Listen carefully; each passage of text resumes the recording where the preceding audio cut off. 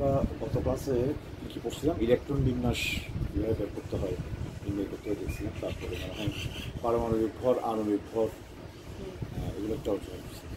আচ্ছা, এবার আসি আমরা গড় পারমাণবিক ভর। ঠিক আছে, তার আগে একটা বিষয় আইসোটোপ।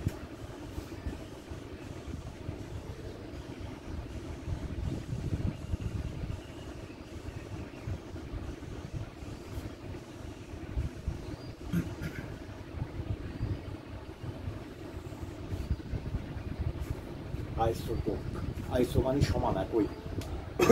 টোপ মানে স্থান, টপোলজি মানে স্থানের বিজ্ঞান। টপ মানে স্থান, ঠিক আছে, ল্যাটিন শব্দ আর কি। আইসোটোপ মানে একই স্থান, সমস্থানিক।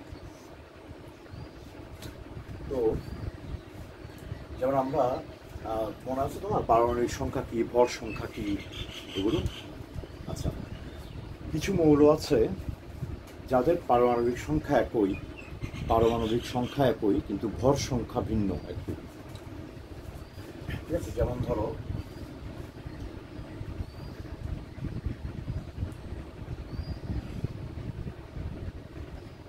কার্বন। কার্বনের পারমাণবিক সংখ্যা হচ্ছে 6, আর ভর সংখ্যা হচ্ছে 12। তার মানে কি? তার মানে এটা হচ্ছে স্বাভাবিক কার্বন পরমাণু। স্বাভাবিক কার্বন পরমাণু নিউক্লিয়াসে তাহলে কয়টা প্রোটন আছে? 6টা। আর হচ্ছে নিউট্রন আছে কয়টা? 6টা। এই জন্য 6 যোগ করলে 12, 12 থেকে 6 বাদ গেলে হচ্ছে নিউট্রন সংখ্যা। আবার দেখো আরেকটা মৌল, সেটারও পারমাণবিক সংখ্যা 6 কিন্তু ভর সংখ্যা 13, নিউট্রন একটা বেশি। এটাও কার্বন পরমাণুর বৈশিষ্ট্য ধারণ করে। একই রকম সমস্ত রাসায়নিক বিক্রিয়া, রাসায়নিক এবং ভৌত রাসায়নিক ধর্মগুলো একদম একই রকম প্রায়। এটাও কার্বনের একটা নতুন ধরনের পরমাণু। ঠিক আছে, যে সমস্ত পরমাণু পারমাণবিক সংখ্যা একই, তারা একই বৈশিষ্ট্য বিশিষ্ট। ঠিক আছে, এদেরকে পর্যায় সারণীতে একই স্থানে রাখতে হয়। পর্যায় সারণীতে পরের চ্যাপ্টারে তুমি কিছুটা পড়েছো। পর্যায় সারণীর কোনো একটা স্থানে সেই মৌলটায় বসে যার একটা নির্দিষ্ট ধর্ম আছে। তো এদের দুজনের ধর্ম একই রকম, কাজে পর্যায় সারণীতে এদেরকে একই স্থানে বসাতে হবে। এই জন্য এদেরকে আইসোটোপ বা সমস্থানিক বলা হয়। ঠিক আছে, এরকম আরেকটা আছে, কার্বন 14 বলে। কি বুঝতে পারছো? ঠিক সেরকম হাইড্রোজেনেরও আছে। ধরো নর্মাল যে হাইড্রোজেন, সেটা হচ্ছে পারমাণবিক সংখ্যা 1, ভর সংখ্যা 1। আবার আরেকটা হাইড্রোজেন আছে, পারমাণবিক সংখ্যা 1, ভর সংখ্যা 2, মানে একটা নিউট্রন আছে সেখানে। সেটা কেমন? এটার কারণ হচ্ছে, যেমন ধরো যখন মৌলগুলো সৃষ্টি হয়, মৌলগুলো কীভাবে সৃষ্টি হয় বলো? মৌলগুলো সৃষ্টি হয় নক্ষত্রে। ঠিক আছে, সমস্ত মৌলের উৎপত্তি হয় নক্ষত্রে, তারাতে। যেমন সূর্য বা যে বড় বড় বড় বড় নক্ষত্রগুলো আছে সেগুলো মহাকর্ষ বলের প্রচণ্ড চাপে প্রোটনের চারপাশে ইলেকট্রন একত্রে থাকতে বাধ্য হয় এবং একটা পরমাণু গঠন করতে বাধ্য হয়। ঠিক আছে, মহাকর্ষ বল না থাকলে কিন্তু ইলেকট্রন, প্রোটন, নিউট্রন এগুলো আলাদা আলাদা কণিকা হিসেবে থাকতো, একত্রে থাকতে পারতো না। কি বুঝতে পারছো? তো কখনো কখনো মহাকর্ষ চাপে একটা প্রোটনের সাথে একটা নিউট্রন ঢুকে যেতে পারে না? তো যেমন ধরো সব কিছু তো আর 100% নিখুঁত হয় না তৈরি করার সময়। যে কোনো কিছু তাহলে তৈরি হওয়ার সময় কখনো মহাকর্ষ চাপে এমন একটা মৌল সৃষ্টি হতে পারে যা নিউক্লিয়াসে একটা প্রোটন আছে, আবার একটা নিউট্রনে ঢুকে গেছে মহাকর্ষ চাপে। সেটাও কিন্তু হাইড্রোজেনের বৈশিষ্ট্য ধারণ করবে একই, কিন্তু একটা নিউট্রন আছে। কি বুঝতে পারছো? এরকম হাইড্রোজেনের আরও একটা সমস্থানিক আছে 1, 3। এই তিনটাই হাইড্রোজেন, তিনটাই কিন্তু হাইড্রোজেনের বৈশিষ্ট্য ধারণ করবে। এটা সবচেয়ে ভারী, তাই না, এই তিনটার মধ্যে? এই হাইড্রোজেনটার নাম হচ্ছে প্রোটিয়াম, আদি হাইড্রোজেন প্রথম। এটাকে বলে ডিউটেরিয়াম,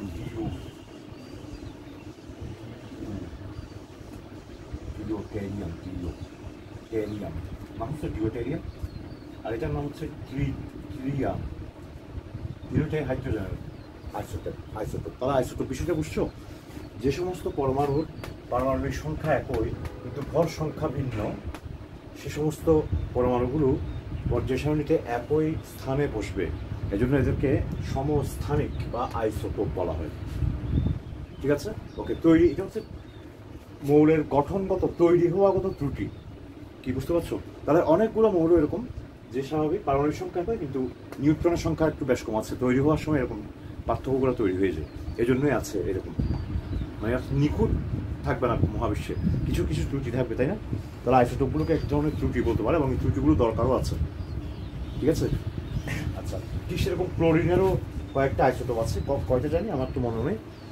এই যে যেমন ধরো ক্লোরিন 35, 36, 37 বোধ হয়, না? তিনটা নাকি দুইটা? দুইটা দিছে। তবে ক্লোরিনের এমনিতে ক্লোরিনের পারমাণবিক সংখ্যা কত? 35। পারমাণবিক সংখ্যা পারমাণবিক সংখ্যা হচ্ছে কত?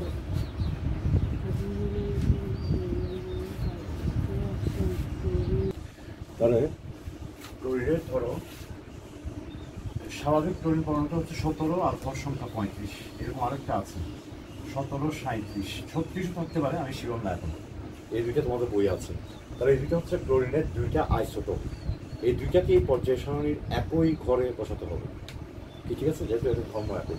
ওকে, এখন ধরো তোমাকে পারমাণবিক ভর যে আমরা বের করি, মানে বিজ্ঞানীরা পারমাণবিক ভর কী করে বের করেছে? প্রথমে এক্সপেরিমেন্টালি বের করেছে। তো বের করতে গিয়ে ধরো ক্লোরিনের পারমাণবিক ভর বের করলো রাসায়নিক বিক্রিয়া দিয়ে। তো ক্লোরিন তো সম্পূর্ণ পিওর, মানে স্বাভাবিক ক্লোরিন না, তার মধ্যে কিছু অংশ আছে হয়তো বা তার আইসোটোপটা। ঠিক আছে, ধরো টোটাল এতগুলো ক্লোরিন পেলো তারা, 100% ধরলাম এটাকে, তার মধ্যে ধরো 80% হচ্ছে এটা আর 20% হচ্ছে এটা। তাহলে এখন ক্লোরিনের পারমাণবিক ভর বলতে, পারমাণবিক ভর মানে তো হচ্ছে যে টোটাল ভর সংখ্যার উপর নির্ভর করছে, তাই না? পারমাণবিক ভরটা, পরমাণুর ভর আর কি। ঠিক আছে, পরমাণুর আপেক্ষিক ভর, তাই না? মনে আসতো এগুলো। ওকে, তাহলে এখন পারমাণবিক ভর বের করলে কোনটা বের করবো, এটা না এটা? তাহলে গড় পারমাণবিক ভর বের করতে হবে, তাই না? মনে করো এটার পারমাণবিক ভর হচ্ছে 35, এটার ভর সংখ্যা হচ্ছে 35, আর এটার ভর সংখ্যা হচ্ছে 37। এটার পারমাণবিক ভর কত যেন? 35 না 35.5 বা এরকম। এই যে পারমাণবিক ভর 34 এত, এটা ওই তোমাকে এখানে বের করে দেখতে হবে, অথবা তোমাকে বলে দেবে। ধরো যে বুঝতে পারছো বলে, ধরো ক্লোরিন 35 যেটা, সেটা পারমাণবিক ভর কত লিখছে? 34.968 ঠিক আছে। তারপর ক্লোরিন 37 যেটা, সেটা পারমাণবিক ভর কত? 36.956 ধরো প্রকৃতিতে এটা এটা স্বাভাবিকভাবেই স্বাভাবিক পরমাণুটা বেশি পরিমাণে পাওয়া যাবে, আর খুব কম পাওয়া যাবে, এটাই স্বাভাবিক। এখানে কি কম পার্সেন্টেজ দিয়েছে ওরা? হ্যাঁ, ধরো এটা প্রকৃতিতে পাওয়া যায় কত পার্সেন্ট? 75.77%। আর এটা প্রকৃতিতে পাওয়া যায় কত? 24. বাকিটা আর কি 2-3%। তাহলে এখন ক্লোরিনের পারমাণবিক ভর বের করতে গেলে, এটা হচ্ছে যে স্বাভাবিক ক্লোরিনের পারমাণবিক ভর, আর এটা হচ্ছে তার যে আরেকটা আইসোটোপ তার পারমাণবিক ভর। এখন আমাদেরকে যদি এই দুইটা মিলে গড় পারমাণবিক ভর বের করতে হয়, তাহলে ক্লোরিনের গড় পারমাণবিক ভর হবে 34.968 ইন্টু তার পার্সেন্টেজটা 7577 প্লাস 36.956 into 224.23 divided by এই দুটার পার্সেন্টেজের যোগফল, মানে 100% আর কি। বুঝতে পারছো? এটাই হবে প্রকৃতিতে পাওয়া ক্লোরিনের গড় পারমাণবিক ভর। তাহলে কোনো একটা মৌলের যখন আইসোটোপ থাকবে, তখন তার গড় পারমাণবিক ভর কী করে বের করতে হবে, বুঝতে পারছো? প্রশ্ন আছে এটা নিয়ে কোনো? গড় তো এরকম না নাকি? এটাকে বলে গুরুত্বপ্রাপ্ত গড়, অ্যাভারেজ, ওয়েটেড অ্যাভারেজ। এমনি গড় বুঝো তো? তুমি বলবো যে এই দুইটা যোগ করে 2 দিয়ে ভাগে না করবো না, এই দুইটা যোগ করে 2 দিয়ে ভাগ করলে আসলে প্রকৃত গড় হচ্ছে না। এটাকে মানে এই দুইটার মূল্যায়ন আছে, এটা একটু বেশি পাওয়া যায়, এটা ক্রেডিট একটু বেশি, এটা ক্রেডিট একটু কম, তাহলে ক্রেডিটগুলো গুণ করতে হবে। যেমন ধরো তোমাদের যে সিজিপিএ আগে ছিল, এখন তো না এগুলো। তো সিজিপিএ র্যাঙ্কিং কীভাবে করা হয়? অবশ্য তোমাদের ক্ষেত্রে সে সমস্যা না, তোমাদের সমস্ত সাবজেক্টগুলোর গুরুত্ব একই। তুমি যখন ধরো কোথাও ধরো ইঞ্জিনিয়ারিং যদি পড়ো, দেখবে যে ওখানে কোনো একটা সেমিস্টারে যে সাবজেক্টগুলো তোমার থাকবে সবগুলোর গুরুত্ব সেম না। কোনোটা 3 ক্রেডিট, কোনোটা 4 ক্রেডিট। 3 ক্রেডিট মানে হচ্ছে যে সপ্তাহে 3টা ক্লাস থাকবে, আর 4 ক্রেডিট মানে সপ্তাহে 4টা ক্লাস থাকবে। তাহলে 4 ক্রেডিটের গুরুত্ব বেশি, তাই না? কি বুঝতে পারছো? ধরো তুমি 3 ক্রেডিট সাবজেক্টটাতে মনে করো তুমি 2.9 তোমার জিপিএ আসছে, আর 4 ক্রেডিট যেটা সেটা আসছে 2.5। তাহলে তোমার গড় জিপিএ কি হবে? এই দুটা যোগ করে 2 দিয়ে ভাগ করলে হবে না, কারণ এই দুটার গুরুত্ব সমান নয়। তুমি এখানে 3 কেজিতে 2.9 পাইছো, এখানে মোটামুটি ভালো করছো, তাই না? আর এখানে 4 কেজিতে তুমি 2.5, অনেক এটার থেকে তুলনামূলক খারাপ করে ফেলেছো। তাহলে তোমার সিসিপিএ কাউন্ট হবে এভাবে 2.9 ইন্টু 3 ক্রেডিট, ওই ক্রেডিট সংখ্যাটা গুণ করে, plus 2.5 into 4 credit divide by total credit সংখ্যা। বুঝতে পারছো? এটাকে বলে গুরুত্বপ্রাপ্ত গড়। বুঝো নাই বলে? তাহলে এখন তোমার মোটামুটি একটা আমরা একটা মানে রিলাই করতে পারবো এই গড়টার উপর। আমরা খুব ভালোভাবে মেজার করতে পারবো তোমার মেধার অবস্থাটা, নাম্বারের ভিত্তিতে যে মেধা মাপা হয় সেটা।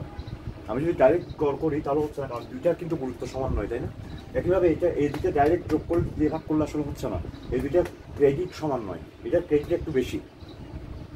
তাহলে এর সাথে তার ক্রেডিটটা গুণ করতে হবে, প্লাস এর সাথে তার ক্রেডিটটা গুণ করে টোটাল ক্রেডিট সংখ্যা দিয়ে ভাগ করতে হবে, ওয়েটেড অ্যাভারেজ। বুঝতে পারছো? তাহলে এটা হচ্ছে আমাদের। তাহলে এভাবে আমরা প্রকৃতিতে একটা মৌলের যদি আইসোটোপ থাকে তখন আমাদের গড় পারমাণবিক ভর বের করতে হতে পারে অনেক সময়। তো গড় পারমাণবিক ভর কী করে বের করবো? প্রত্যেকটা আইসোটোপের পারমাণবিক ভর ইনটু তার উপস্থিতি, মানে সে কত পরিমাণে আছে, ওটাকে তুমি ক্রেডিট নাম্বার বলতে পারো। তার ওটা গুণ করে যোগ করতে হবে, তারপর নিচে টোটাল ক্রেডিট নাম্বার বা টোটাল শতকরা মানে 100% দিয়ে ভাগ করতে হবে। দেখো, বুঝতে পারছো? আচ্ছা, তাহলে এই হচ্ছে আমাদের মনে হয় এই চ্যাপ্টারের লাস্ট টপিক ছিল আইসোটোপের গড় পারমাণবিক ভর নির্ণয়। ঠিক আছে, এখানে কিছু প্রবলেম আছে, আমরা দেখি। এটি তো মনে হয় আণবিক ভর বের করা তো আমি বলছিলাম, মনে হয় পারবো তো না?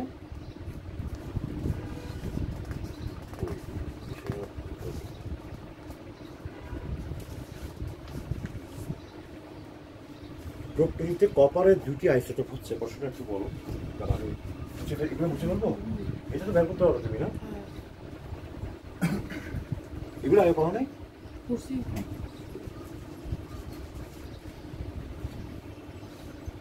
হ্যাঁ, কি বলছে এটা প্রশ্নটা? প্রকৃতিতে কপারের দুইটা আইসোটোপ কি হচ্ছে 63 CU কপার 29 না, আর 24 29।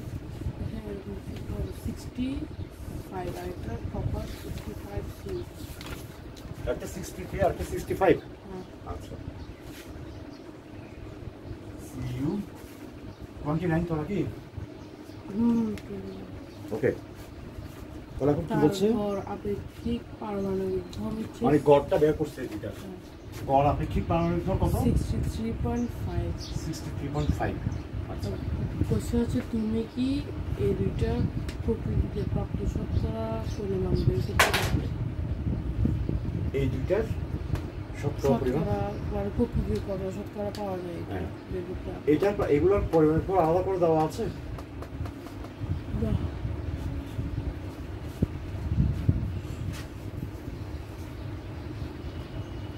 হ্যাঁ, বের করতে পারবো। এখন পারমাণবিক ভর এটাকে তাহলে আমি 63 ধরে নিচ্ছি, এটার পারমাণবিক ভর, এটা 65 ধরে নিচ্ছি, যেহেতু আমাদেরকে ওইটা পরীক্ষার অর্থটা দেয়নি। বুঝতে পারছো? ওকে, তাহলে ভর সংখ্যাকেই তার পারমাণবিক সংখ্যা আচ্ছা, যখন পারমাণবিক ভর বলবো তখন একটা ইউ দিতে হবে, জানো তো? আর আপেক্ষিক পারমাণবিক ভর বললে ইউটা থাকবে না। ওই তুলনা করছে যে আপেক্ষিক মানে কি একটা স্ট্যান্ডার্ড পদার্থ, কোনটা জানি কোনটা দিয়ে তুলনা করতে হয়েছে? কার্বনের পরমাণুর 12/1 নিচেও ইউ, উপরেও ইউ কাটা যাবে। এই জন্য আপেক্ষিক পারমাণবিক ভর বললে ইউটা জাস্ট দেবো না। পারমাণবিক ভর আপেক্ষিক পারমাণবিক ভরের সংখ্যাটা একই, শুধু পারমাণবিক ভর বললে আমি ইউটা লিখবো, আর আপেক্ষিক পারমাণবিক ভর বললে নিচে উপরে দুটো ইউ কাটা যাবে, আর শুধু সংখ্যাটা বোঝাবে। ওকে, তাহলে আমি ধরে নিচ্ছি যে এই কপারের পারমাণবিক ভর 63 আর এটা হচ্ছে 65। তাহলে মনে করি এটার পার্সেন্টেজ হচ্ছে X%। কীভাবে করতে হবে? প্রকৃতিতে কোনটা শতকরা কত পরিমাণে পাওয়া যায়, পারবে না এটা করতে? মনে করি এটা X%, তাহলে এটা কত হবে? Y% না ধরে টোটাল দুইটা মিলে তো 100%, তাহলে এটা হচ্ছে 100 - X%। ঠিক আছে, তাহলে আমরা পাচ্ছি 63 into x plus 65 into 100 minus x divided by 100 is equal to 63.5। বুঝছো? বুঝো নাই? এখান থেকে এক্সের মানটা বের করতে হবে। তাহলে হচ্ছে এগুলো পাওয়া আগে এদিকে কিছু 63x করি না। plus 6500 minus 65x divided by 100 is equal to 63.5। তাহলে কত হচ্ছে এখানে মাইনাস টুয়াইস এক্স, ঠিক আছে, প্লাস 6500 is equal to 100 দিয়ে কি করতে হচ্ছে 63500 635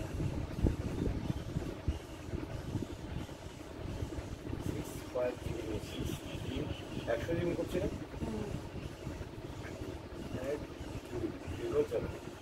6350 6350 ঠিক আছে। কত হচ্ছে minus twice x equal to 6350 minus 6500 কত হচ্ছে minus twice equal to 150 minus 100। তাহলে এক্স পাচ্ছি 75। তাহলে এটা পাওয়া যায় 75%, আর বাকিটা 100 থেকে এক্স বাদ দিলে বাকিটা হচ্ছে 25%। তাহলে 75% 25%, বুঝতে পারছি? ওকে, তারপরে প্রশ্নটা কি তিনটে লিখতে হবে? লিখতে পারবে যদি লিখতে চাও? পারবে মনে হয়। হ্যাঁ, মুছে বলতেছি তিনটি আইসোটোপ রয়েছে। এটা কোন মোড়ের আইসোটোপ? এখানে কিছু দেওয়া নেই। আচ্ছা, তিনটি আইসোটোপ রয়েছে এরকম একটি মৌলের গড় পারমাণবিক ভর যদি তুমি জানো আগেরটার মতো, তাহলে তুমি কি প্রকৃতিতে প্রাপ্ত শতকরা পরিমাণ বের করতে পারবে? পারবো না। তিনটা বলে মনে করো মৌলটা হচ্ছে এর তিনটা আইসোটোপ আছে, A1 A2 A3, এদের গড় পারমাণবিক ভর দেওয়া আছে, ঠিক আছে। মনে করি এটা X%, তারপর এটা দুইটা চলত্র আসছে, আর বাকিটা হচ্ছে 100 মাইনাস এক্স মাইনাস y%। মনে করো এদের গড় হচ্ছে m, গড় পারমাণবিক ভর হচ্ছে m। তাহলে এখন দেখো সমীকরণের মধ্যে দুইটা অজ্ঞাত রাশি চলে আসবে। মনে করো এটার পারমাণবিক ভর হচ্ছে m1, এটার পারমাণবিক ভর হচ্ছে m2, এটার পারমাণবিক ভর হচ্ছে m3, আর গড় পারমাণবিক ভর হচ্ছে m। তাহলে x m, তাই না, plus x m1 plus y m2 plus 100 minus x minus y m3 divided by 100 সমান হচ্ছে m। দেখো এখানে অজ্ঞাত রাশি দুইটা, সমীকরণ মাত্র একটা। অজ্ঞাত রাশি দুইটা থাকলে সমীকরণ একটা হলে সেখান থেকে x y এর অসংখ্য মান সম্ভব। এগুলো কি জানো তোমরা? তোমার সমীকরণ পড়ো নাই বোধহয়, দুইটা জানো না বলে। দুইটা অজ্ঞাত রাশি একটা থাকলে একটা সমীকরণ থেকে সে তার মান বের করা যায়। অজ্ঞাত রাশি দুইটা হলো সমীকরণ করো নাই ক্লাস 8-এ অপনয়ন প্রতিস্থাপন, সেখানে কি একটা সমীকরণ ছিল না, দুইটা এক জোড়া। একটা সমীকরণ দুইটা অজ্ঞাত রাশি বিশিষ্ট সমীকরণ। আমরা সামনে সমীকরণ চ্যাপ্টারে দেখবো যে এখানে অসংখ্য মান হবে, কাজে আমরা ফিক্সড এক্স এবং ওয়াই এর নির্দিষ্ট কোনো মান এখান থেকে বের করতে পারবো না। অন্য আরেকটা সমীকরণ তৈরির জন্য আমাকে তথ্য না দিলে আমি কখনোই এক্স এবং ওয়াই এর মান বের করতে পারবো না। এখানে অসংখ্য সম্ভাবনা হতে পারে। এই হচ্ছে উত্তর, ঠিক আছে। তাহলে আমাদের তো মোটামুটি চ্যাপ্টারটা আমরা দেখলাম। তাহলে ভিডিওটা এখানে ক্লোজ করি, ঠিক আছে।